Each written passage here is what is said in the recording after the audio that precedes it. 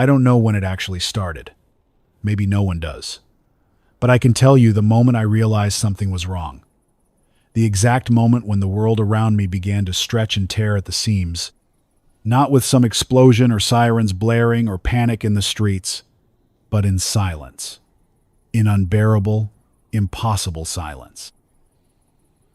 My name's Mason Rourke.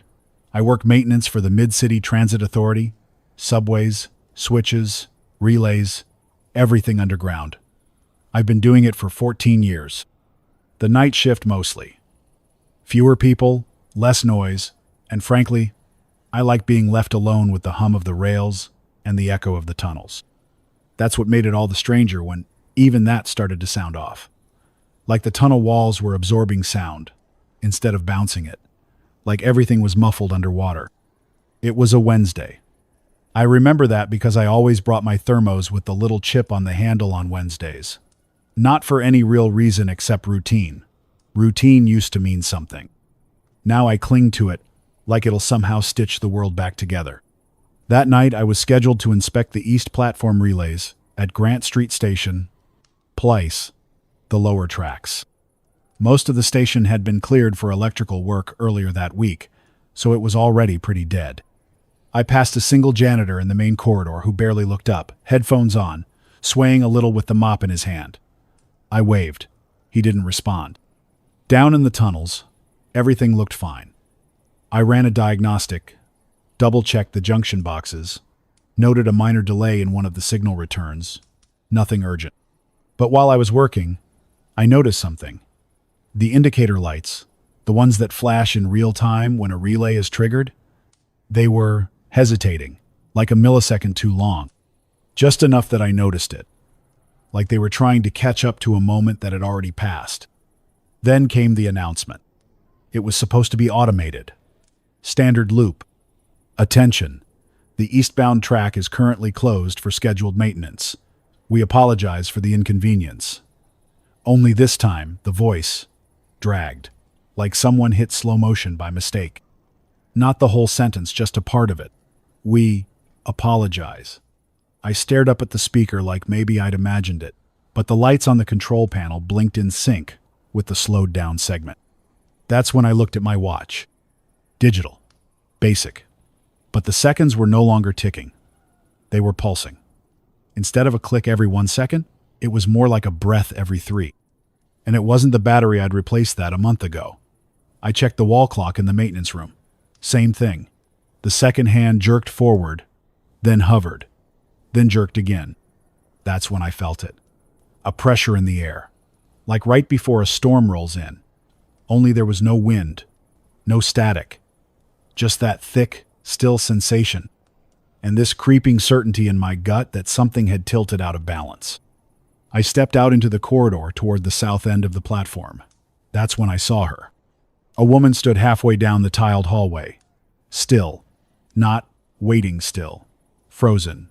1 foot mid-step, coffee cup in hand, her scarf hanging slightly in the air like it was caught mid-motion. Her face was angled down.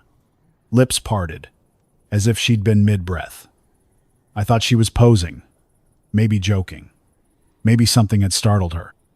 But as I walked closer, my boots echoing on the tile, she didn't even blink.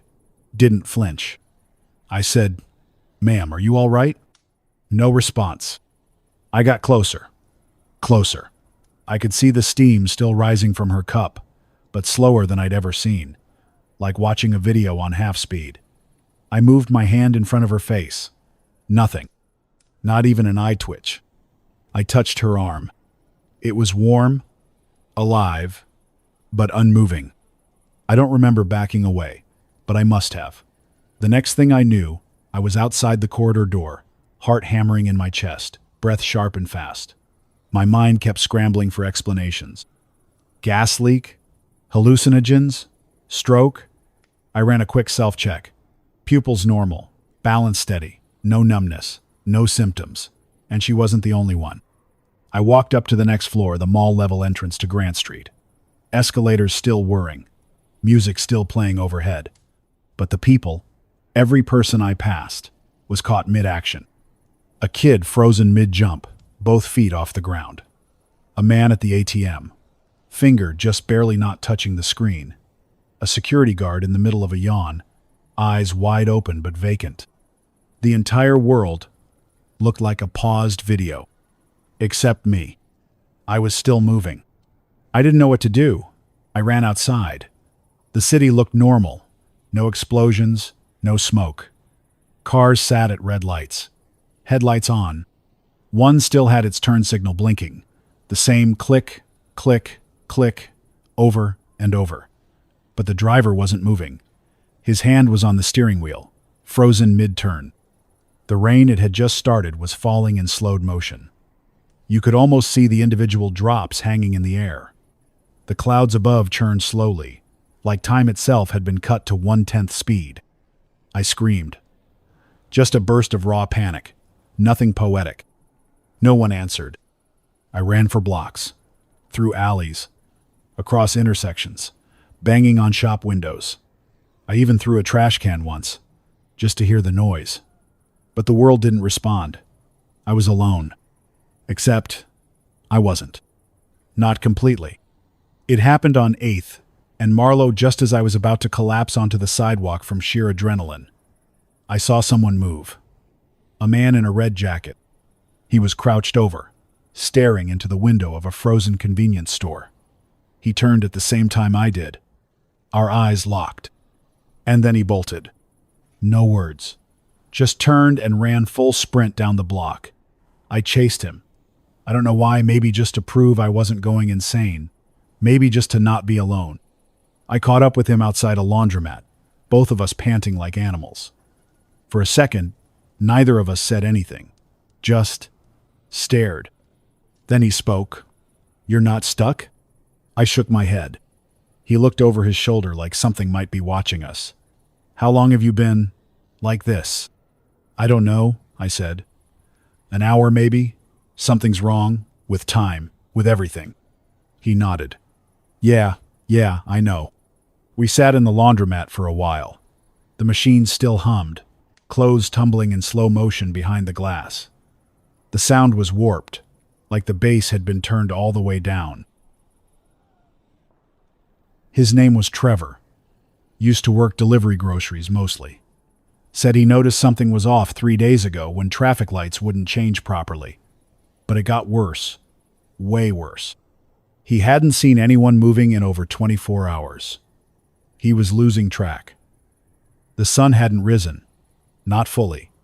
Just hovered behind the skyline, trapped in a permanent twilight. I remember sitting with him in that laundromat, both of us watching those clothes slowly tumble behind the glass, listening to the hum of half-frozen machinery. Outside, the world felt muted. Like the volume had been turned down on reality. I hadn't noticed how tightly I'd been gripping my own jacket until my fingers cramped up. I let go, flexed my hand, and finally let the questions rise. But Trevor just stared straight ahead. He said he thought it was global, that it had to be. Whatever it wasn't just a local blackout or a freak weather event.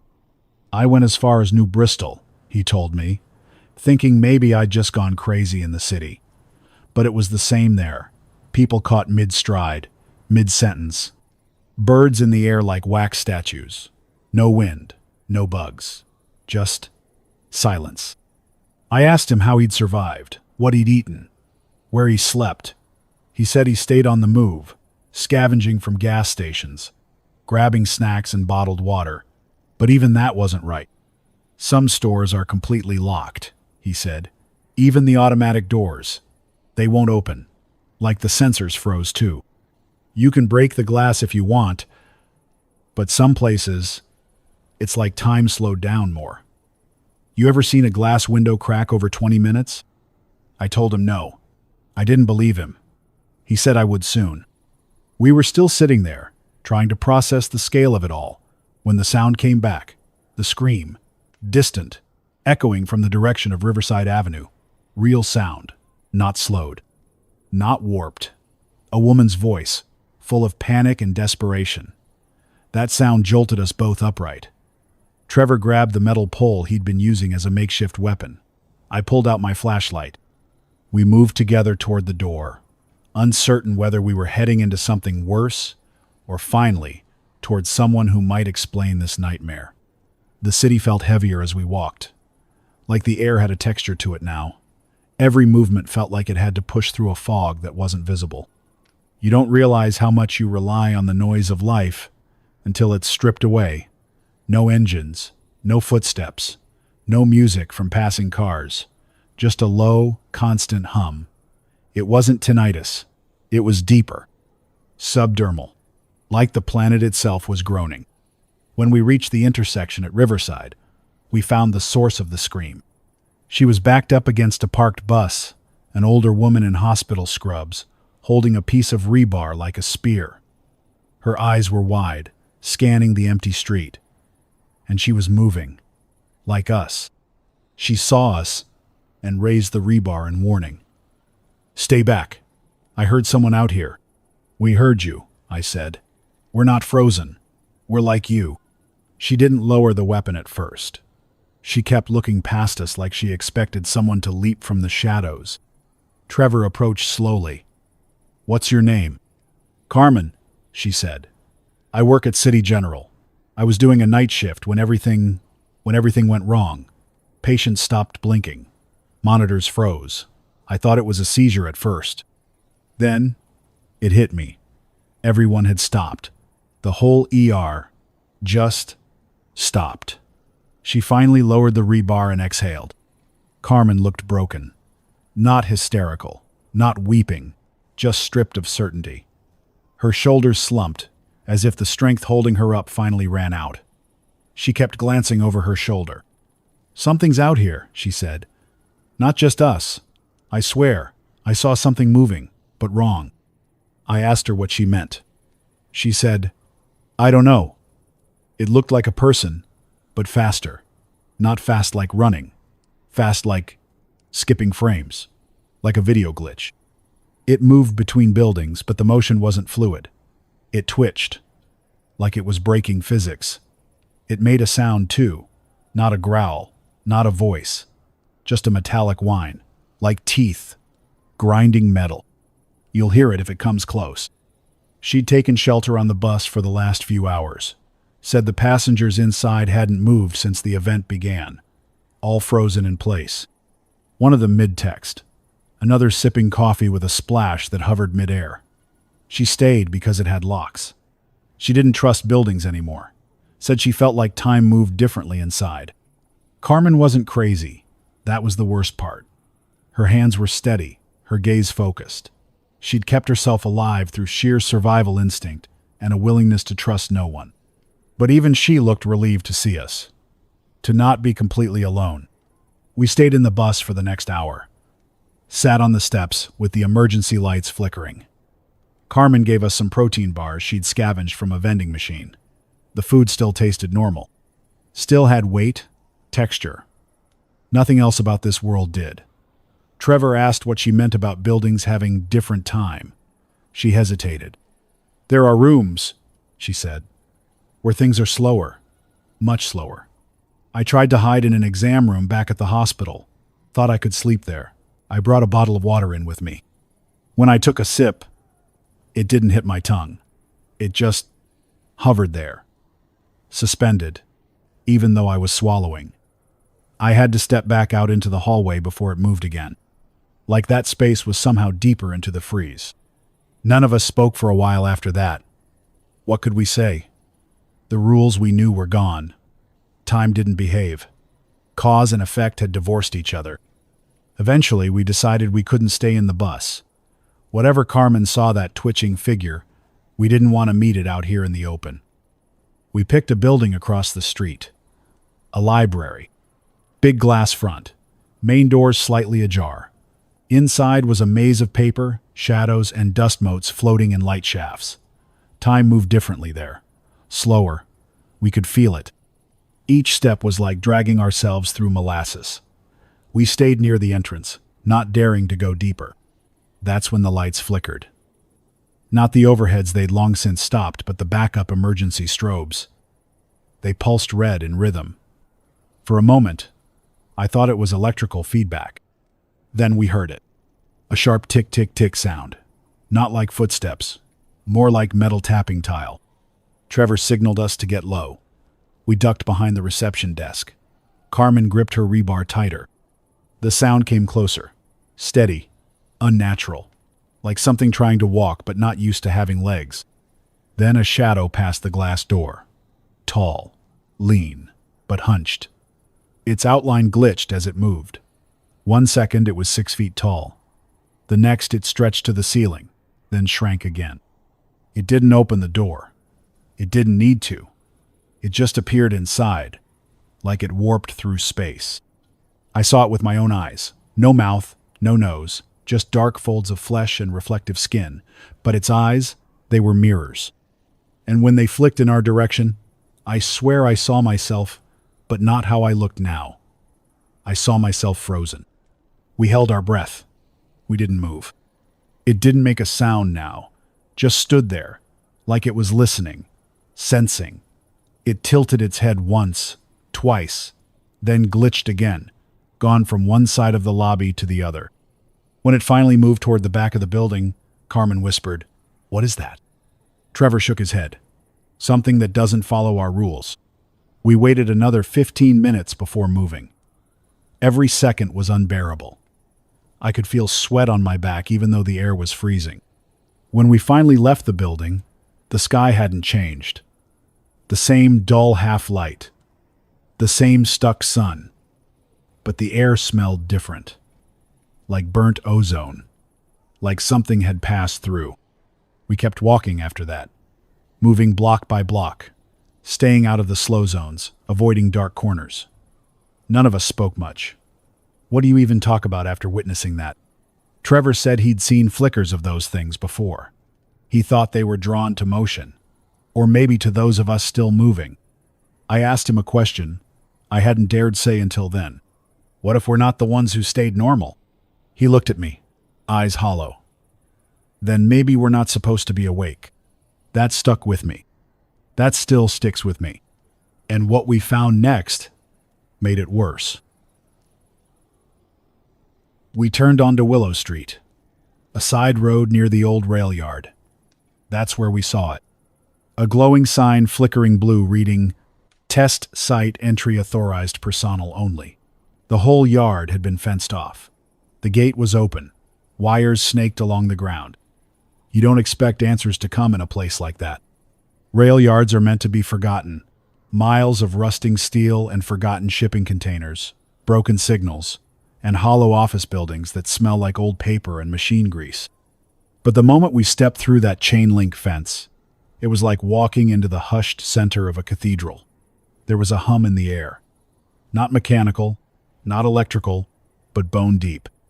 The kind of pressure you feel when you're too close to something ancient or radioactive or sacred. We didn't speak. We didn't need to. We all felt it.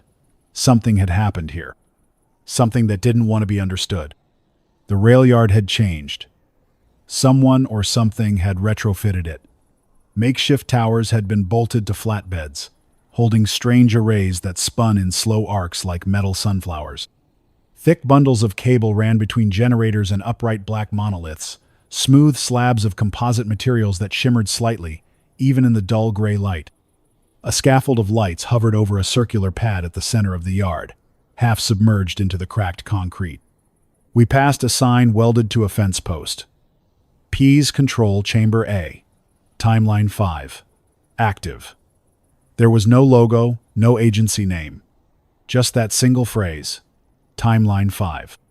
Carmen touched the slab nearest to us and jerked her hand away immediately. "Cold," she muttered. "Not room temperature.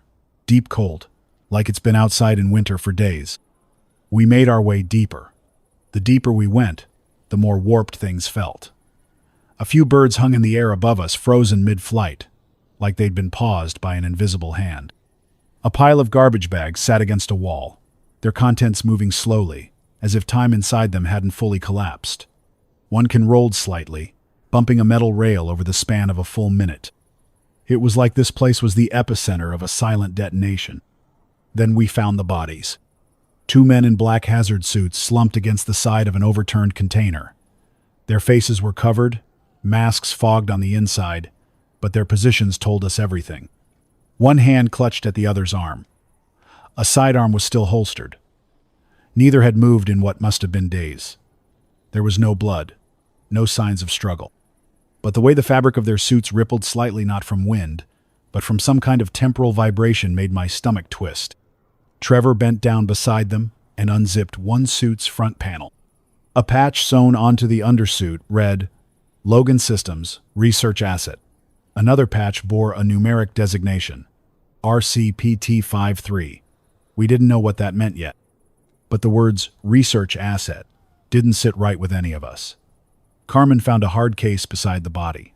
It was sealed magnetically, but a low battery warning on the latch let Trevor pry it open with a pocket tool. Inside was a tablet, military style, hardened glass. When we powered it on, the boot screen flashed white, then revealed a home screen full of logs. The interface wasn't public. No apps. No navigation. Just a sequence of files, all named in timestamp format. Most were corrupted. Some opened to static. One labeled Phase Shift Log, T5, actually played. A voice filled the silence. This is Dr. Elias Renton, Director of Operations for the Willow Convergence Trial. Entry log dated April 6th, 2:44 a.m. We have reached what we believe to be phase threshold 0. The synchronized emitters on timeline vectors, 2, 3, and 5, have all registered full alignment. We will commence forced phase test within 20 minutes. Early spatial distortions have been logged. Personnel entering the phase bubble experience variable local time drift. Nothing outside parameters, risks remain acceptable. There was a pause. The voice returned, slightly lower. For the record, all evacuations within 1 kilometer have been completed. Observers will monitor from outer buffer zones. We expect the bubble collapse window to last no more than 14 minutes, after which the timeline should stabilize into one of the locked tracks. If successful, this marks our first full timeline partition. The file ended. I stared at the screen and whispered, "They were trying to split time?" Trevor nodded slowly.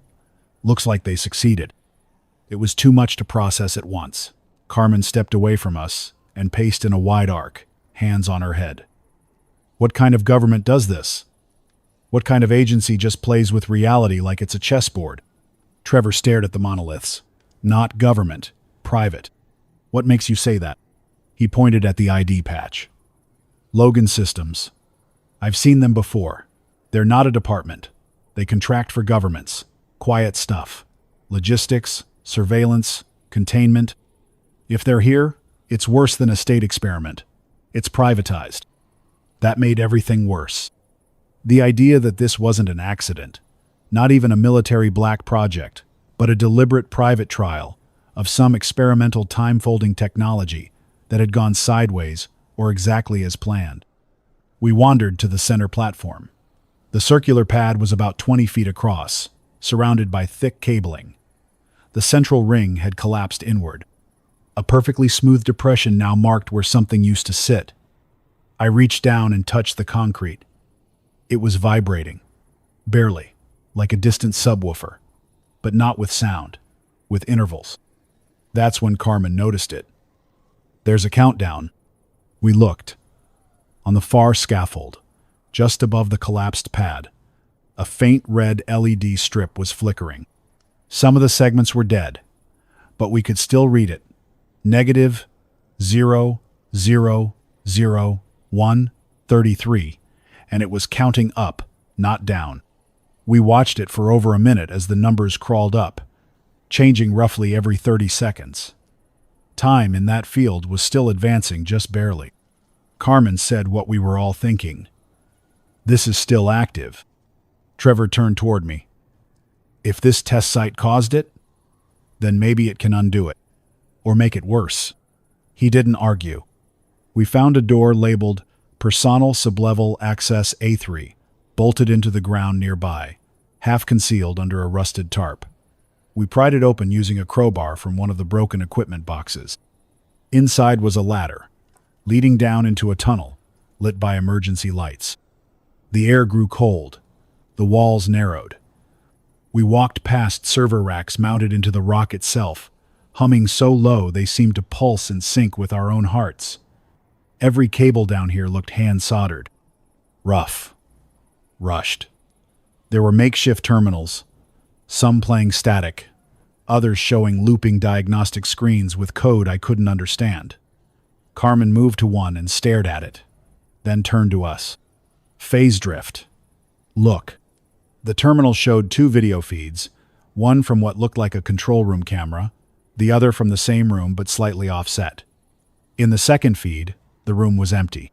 In the first, a woman in a lab coat was frozen mid-step, coffee cup floating upward in her hand. Below the feeds, a line of red text repeated, "Drift exceeded, locked out of frame." We were looking at two versions of the same moment diverged by some invisible fracture in time. Carmen's voice was quiet, but certain. They did it. They split the timeline. Trevor leaned closer. But we didn't go with it. We stayed between, in the fracture. And maybe others had too. The figures we'd seen, the twitching ones, they weren't frozen or immune like us. They were from the other side. Echoes. Errors. Glitches in what should have been a clean break. Then the sound came again. From above. The metallic tick, tick, tick. But it wasn't alone this time. There was another sound behind it. Breathing. Not human breathing, too regular, too sharp. Like bellows. We froze in place. Trevor clicked off his flashlight. Carmen killed the monitor feed. In the dark, we heard the hatch above creak. The thing came down the ladder without touching it. I saw its limbs fold and unfold in impossible angles. It glitched between rungs. I held my breath so tightly my chest ached. The thing reached the floor and stood upright. It didn't see us. Not directly, but it moved with purpose. It wasn't searching blindly. It was tracking. It moved through the corridor, pausing by each terminal. At one, it reached out and placed its hand on the screen. The monitor blinked. The feeds vanished. A low hum filled the space. Trevor pulled me back just a foot, but his jacket brushed against a loose panel. The sound was almost nothing, but it heard it. The creature stopped. Its head snapped around. Eyes, if that's what they were, flashed once. Then it twitched. Suddenly, it was inches from us. I don't remember moving. I don't remember screaming. But we were running. The hallway blurred. The thing gave chase, not by running, but by skipping. It blinked ahead of us, behind us, sideways through walls. We reached a service tunnel, slammed the blast door, and braced it with the crowbar. The thing hammered once, then vanished. Even after the sound stopped, we stayed crouched in that tunnel. Breathing felt like a crime. Every shift of weight, every scrape of boot on concrete felt like we were poking some massive, slumbering predator in the dark. The glow from the warning panels had gone pale, no longer red, just dim white backlight illuminating rows of unintelligible status updates. Something had changed since we closed the door, something fundamental. Trevor slumped to the floor, finally letting go of the wrench he'd been holding like a war club. His hands were shaking. Carmen leaned her head back against the concrete wall and exhaled long and slow, like she'd been holding her breath for days. No one said anything right away. What was there to say? We'd just watched a thing move through reality, not around it, not within it, through it. Like the walls, the air, and even time itself didn't fully apply to it anymore. Eventually, I asked what I had been thinking the whole time. If this is some kind of realignment, what happens when it finishes? Carmen didn't answer immediately. She just kept staring at the floor, tracing something invisible with her boot. When she did speak, her voice was quieter than before, more cautious. We don't know if we're the glitch or the baseline. What if it's not realigning to our version of time? What if it's correcting us? Trevor stood slowly and walked to the corner where the panel access readout buzzed faintly. He swiped the screen, flipping between operational logs and corrupted diagnostics. One page held steady, a scrolling feed of what looked like timestamps, followed by coordinates and strange notations. Frame sync lost. Observer drift. Entity stable. Observer rejected. It was a list, dozens of entries long, maybe hundreds. At first, we thought it was just data from this site. Then Carmen leaned over and muttered, "Those aren't local coordinates." She tapped one with her finger. The numbers matched a location. I knew a city across the ocean, London. Another matched a spot in Central Asia, then northern Brazil, then northern Canada. Whatever this experiment was, it wasn't isolated. This wasn't a single test facility that had broken reality. It was a network. That meant one of two things. Either multiple experiments went wrong at the same time, or they had always been connected. Phase shifting across continents. Synchronized. Linked somehow across timelines or observational fields or whatever technical term they were using to describe breaking the natural order of time. Trevor tapped another entry, one marked, "Observer rejected." The screen pulsed red for a moment, then displayed an image. It wasn't a video. Not exactly, it was a frame. A single frozen moment of a woman, maybe late 20s, standing on a rooftop with her mouth open in shock, one hand raised as if to shield herself. Behind her, the sky was warped, not cloudy torn. Jagged streaks of light like inverted lightning branched across the sky, a kind of artificial aurora, but broken and colorless. Then came a warning sound, a flat beep from the wall speaker. The door behind us vibrated faintly. Trevor looked up. "It's moving again." We killed the lights and backed deeper into the sublevel, where the corridor split into two new passages. One went upward, toward another access stairwell, sealed with a pressurized hatch. The other dove further down, deeper than we'd realized this place went. The air got colder.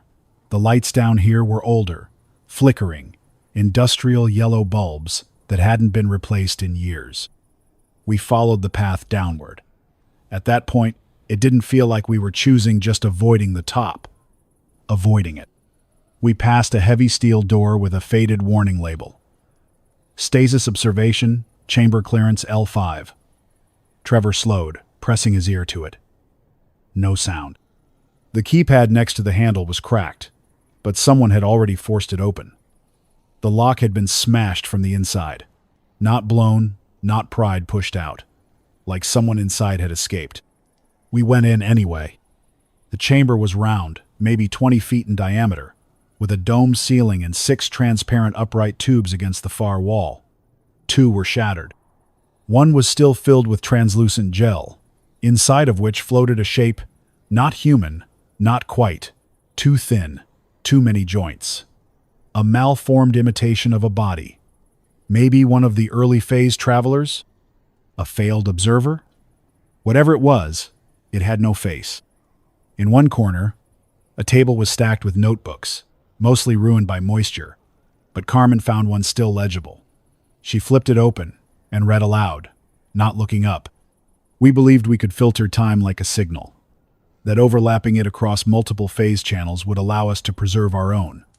But it's not a stream. It's not a circuit. Time is layered, stacked, alive in ways we were never meant to touch. The first time we observed cross-entities from frame Echo 3, we assumed it was bleed-through. Now I think they are corrections. White blood cells of the timeline. We are the disease. She stopped reading. No one spoke. In that silence, a deep realization settled into us. This wasn't a containment site. This wasn't a control room or a lab. It was a prison. Whatever had been opened, it hadn't been done once. It had been done over and over, iterated, tested, refined, until it became irreversible. We left the chamber and continued down the corridor until we reached a dead end, a large vertical shaft, like a freight elevator had once operated here. Rusted cables still hung down, cut loose and swinging in the breeze that shouldn't have existed underground. There was a ladder, half broken, but climbable. Trevor started down first, then me, then Carmen. Halfway down, the lights went out. It wasn't a flicker. It was off. No backup lights, no glow from overhead. Just the sound of breath, of boots against steel, of hands gripping cold metal rungs. Then a new sound joined. Not the ticking we'd come to fear. Something slower, like something peeling. It echoed up the shaft, rubbery and wet, like the world itself was being torn open. I froze. Carmen swore under her breath. Trevor was already too far down to stop. We kept going. Faster. Not quite climbing anymore, descending in long sliding grabs, trying to reach the bottom before it reached us. The shaft opened into a chamber far larger than anything we'd seen above. Circular, with scaffolding around the perimeter and a massive apparatus suspended in the middle.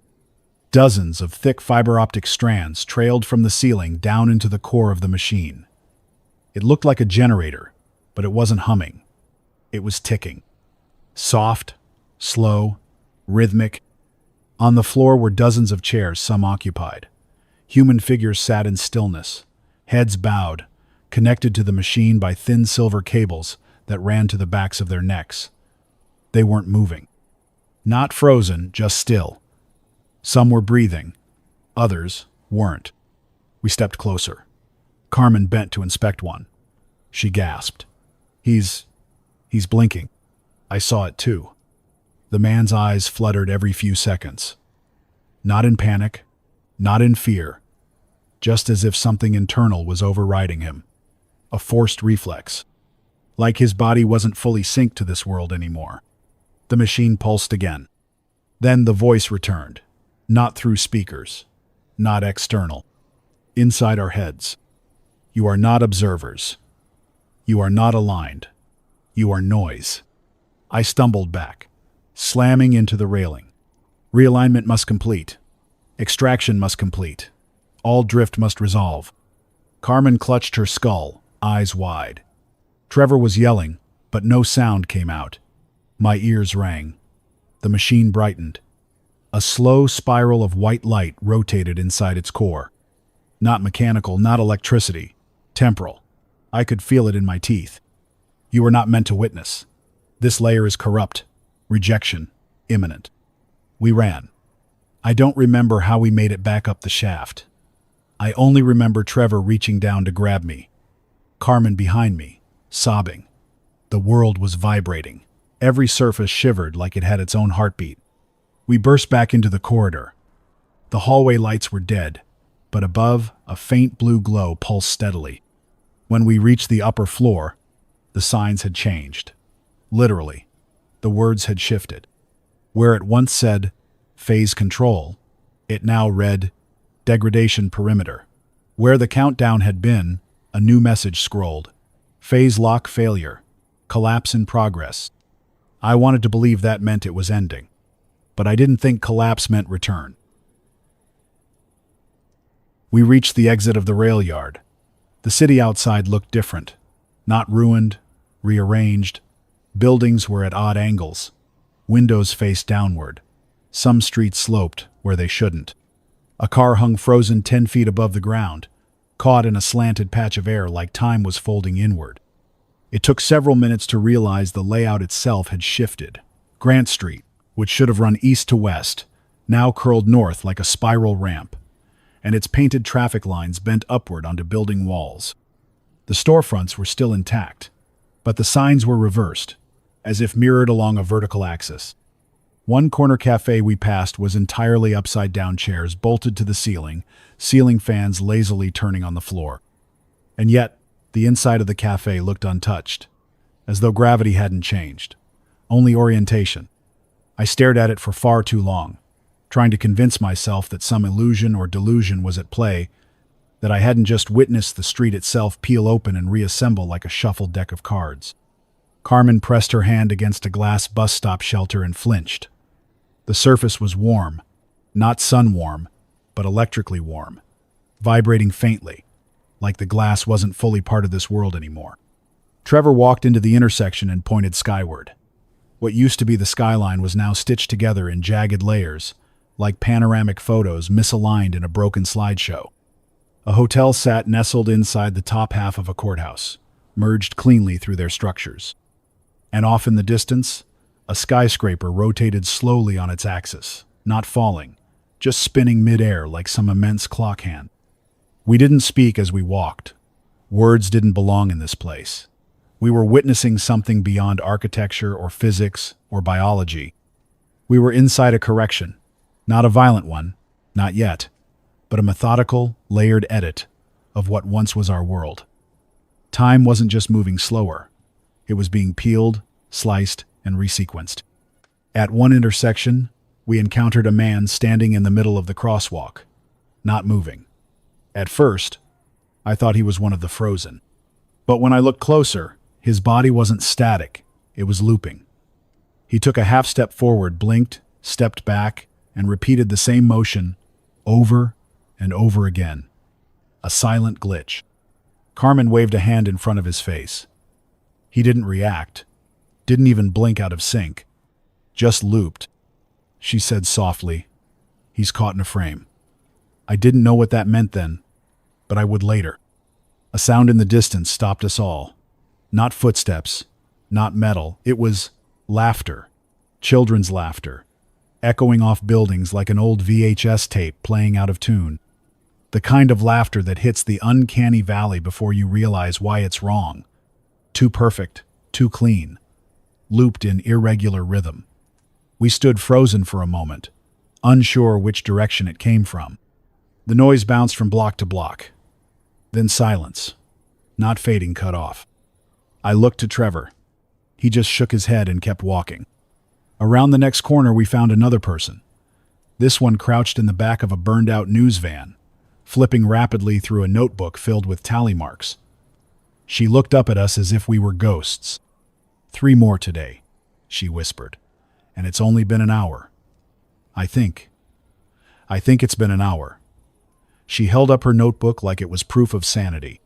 The pages were filled edge to edge with short, frantic lines, as if each mark was meant to anchor her in the timeline. Trevor crouched and asked her name. "Dev," she said.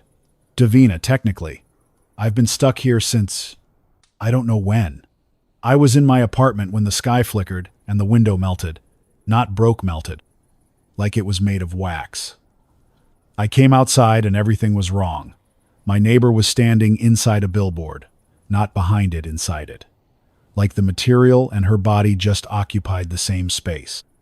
She kept saying her own name like it was a question. Then she vanished, just blinked out. I've been counting minutes ever since." We gave her water.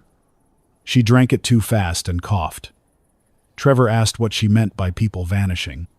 She pointed toward the rooftops. "Sometimes they climb up there, thinking it's higher ground. But the city folds. It doesn't stay level. I saw a man walk straight across the air like it was solid, and then his feet didn't follow, just disappeared, one step at a time. Like the world was slowly forgetting him. We asked her to come with us. She nodded without hesitation. Now we were 4, a group of strays on the edges of a rewriting reality. We kept moving, always away from the distortion hotspots. You could feel them coming before you saw them, zones where light bent wrong, or the air seemed to thicken, places where echoes came before the sound itself. In one alleyway, we saw a dog frozen mid-leap, mouth open, tongue curled, legs outstretched toward a pigeon, suspended in the air just inches from escape. Neither moved, neither aged. They just hung there, caught in a frame that no longer advanced. Carmen muttered, "How far can this spread?" Trevor didn't answer. None of us knew where we were going anymore. We weren't navigating the city, we were weaving between fragments. We stopped using street names. They didn't hold up. The signs changed behind us. I watched one corner read, Mason Ave. My name only to update seconds later to Lambent Way. The letters melted into each other like text from a dying screen. Eventually, we reached what had once been the main power station. Trevor said he remembered reading that Logan Systems had been retrofitting the facility over the last year for some kind of classified energy stabilization project. He assumed it was a data center. Now it was something else entirely. Towering antennae reached toward the flickering clouds above, their tips sparking with faint red pulses. The gates were gone. The perimeter fencing had folded flat like metal ribbon. The parking lot was littered with half-melted vehicles not burned, just fused into strange shapes as though time had lost the ability to distinguish materials. The front doors to the building stood open, and just inside, we found a wide hall bathed in steady blue light. There was a smell I hadn't noticed before. Not decay, but preservation. Like the sterile cold of a cryochamber. The smell of something paused indefinitely. Trevor pointed at a wall monitor, still flickering in the lobby. It showed what looked like a map, not of terrain, but of phase layers. Concentric loops, color-coded in irregular bursts. The center read, Origin Core Lock Disengaged. Across the bottom, a warning scrolled. Phase overlap detected. Delay compounding. Observer threads unstable. There was a terminal beneath the screen. Carmen tapped a few keys, and it prompted for credentials. Surprisingly, a bypass option flashed. She hit it. A log file opened. Log entry 217. All 9 sites have confirmed visible convergence. Phase barrier integrity has failed. Threads 2, 4, and 7 are irrecoverable. Frame bleed increasing. Emergency lockout initiated on core loop 1. All mobile observers instructed to return to fallback positions. Extraction protocol compromised. Timeline cannot stabilize under current drift velocity. Remaining personnel must cease motion to minimize wave reflection. Do not engage with drift eco-entities. Director Elias Renton. We stood there, digesting the words. Each line dug deeper than the last. Multiple sites, multiple phase loops, frame bleed, wave reflection. And worst of all, do not engage with drift echo entities. I asked, what do they mean by drift echo? Carmen shook her head. Us. Or what we've seen. The glitching figures. The thing that chased us. Maybe even the ones stuck in loops. We're all echoes now. Dev looked at me. Are we alive? I didn't answer. Trevor suggested we descend into the core loop chamber. If there was any central processing center left, or any manual control, it would be there. None of us had better ideas. So we went. The elevator shaft had no power, but the emergency ladder was intact. We climbed carefully, 60 feet down. The lower level looked like it had been untouched by the rearrangement, or maybe it was built after the drift had already begun. The walls weren't concrete, they were smooth, seamless, slightly reflective. The entire space felt insulated from time itself. At the heart of the room was a pillar, black, cylindrical, floating inches off the ground. Thin red strands of energy arced from its sides, like veins reaching into the walls. Around its base, a ring of shattered glass. As we approached, my ears filled with a whisper, not words, not voices, just the sound of everything. Carmen touched the control pad embedded in the railing. A screen flared to life. Only one message appeared.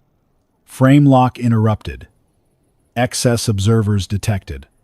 Select pathway for continuation. Place. 2 options appeared beneath it. Resync to anchor thread. Reject observer layer. Trevor looked at me. What the hell do we do? I didn't know. No one did. One option meant returning to the timeline, maybe fixing it if that was even possible. The other, it sounded like deletion, removal, erasure of the corrupted layer. But which one were we? Carmen whispered. We could be the echo, the fragment. We could be choosing to kill the world by sinking ourselves back into it.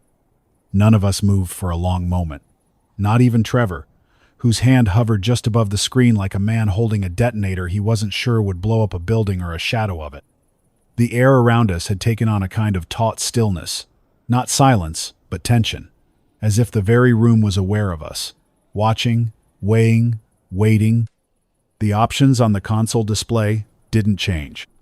Resync to anchor thread. Reject observer layer. IS. The pillar in the center of the room floated soundlessly, its veins of red light pulsing now in a steady rhythm. It matched my pulse. I could feel it in my neck, in my fingertips.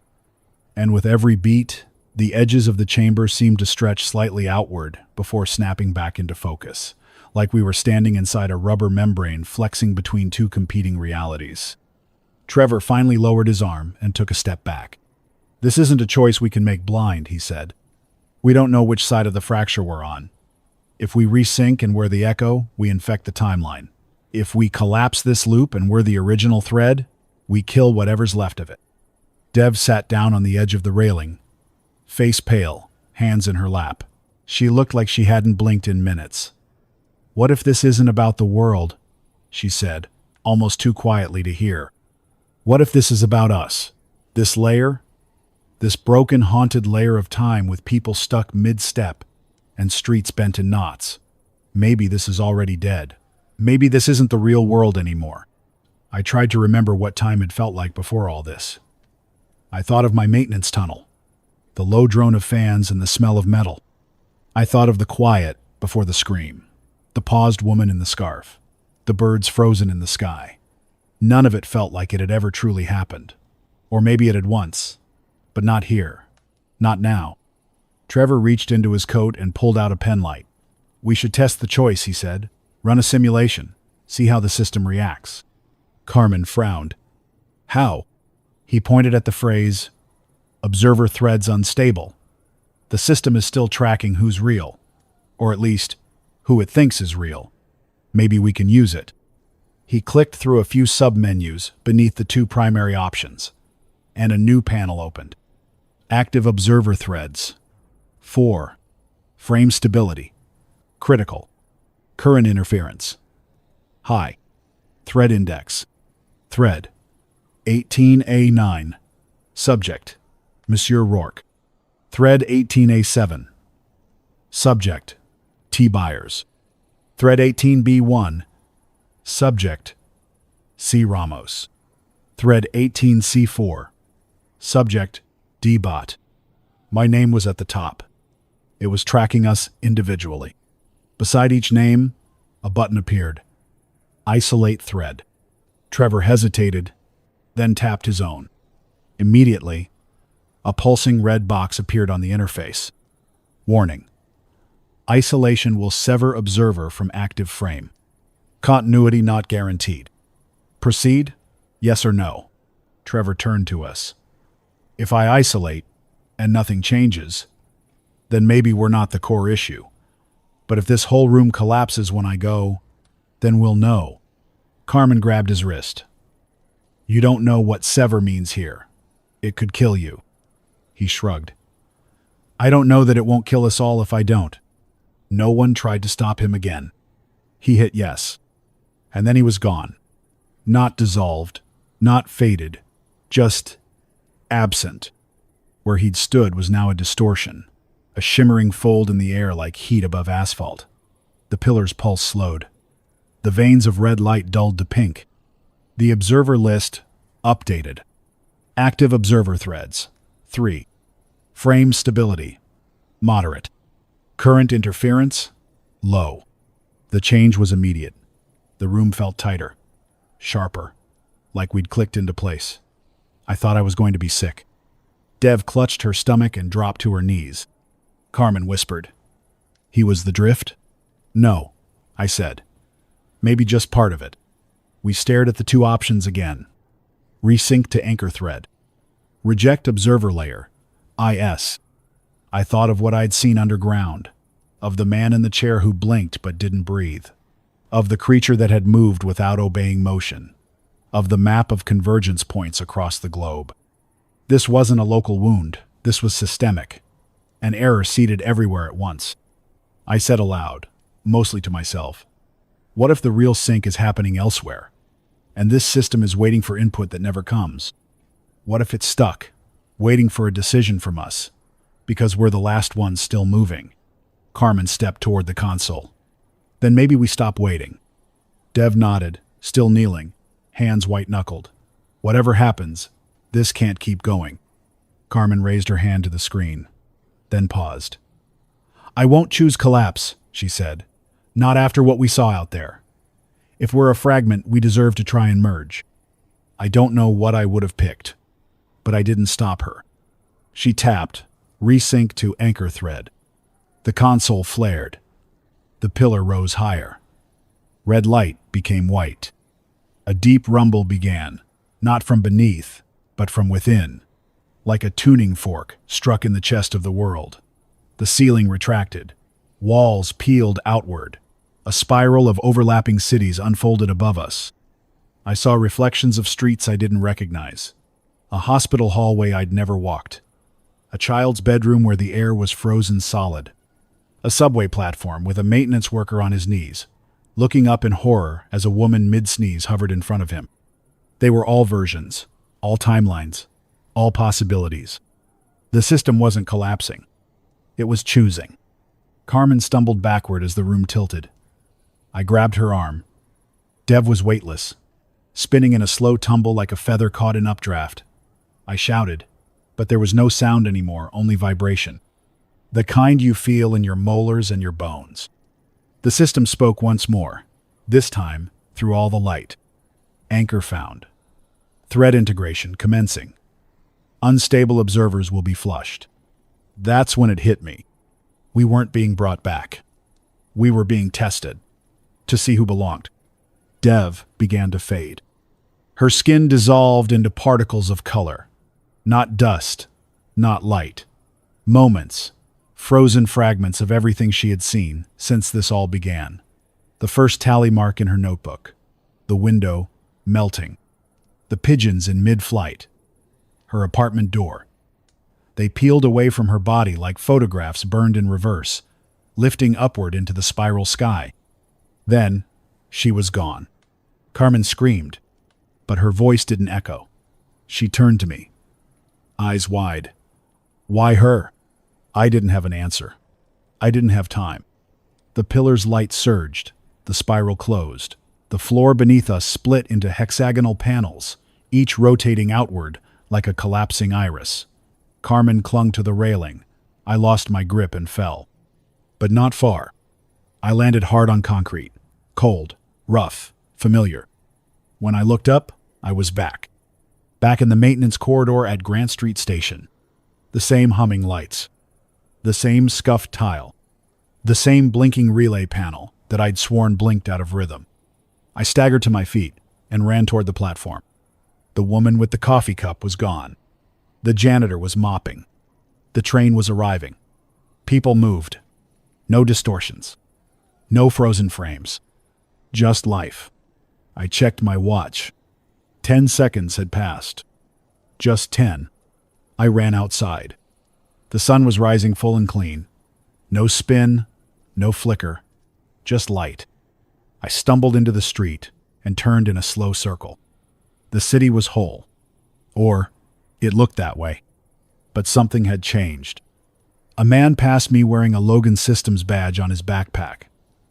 A child was staring at a puddle where her reflection rippled wrong.